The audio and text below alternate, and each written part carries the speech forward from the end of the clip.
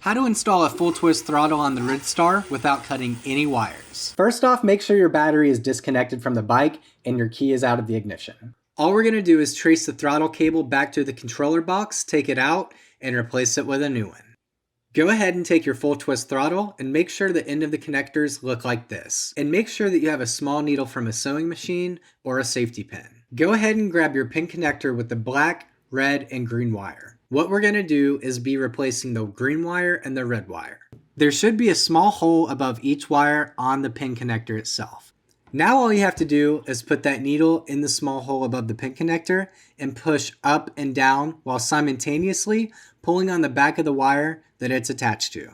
But don't press too hard because you could end up damaging the tabs inside the pin connector itself. And now that you have both wires out, you'll just want to swap their places in the pin connector. So put your green wire plugged in where your red one was, and take your red and plug it into the pin connector that the green was in. Next, you'll start taking off your cable management until your throttle cable is completely free. If you haven't yet, go ahead and cut the zip ties that are attached under the bottom of the bike frame.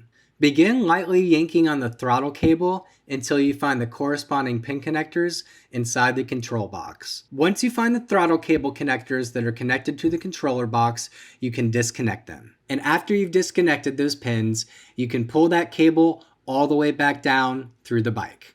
Now would be a good time to go ahead and take off your old throttle tube. Take the multi-tool that came with the bike and unscrew the one bolt on the throttle cable until it becomes loose. Now because this is a half twist, you will have to cut the end of this grip off in order to get the throttle tube off of the handlebar. So we're going to take a razor blade and just cut it right down the top of this grip.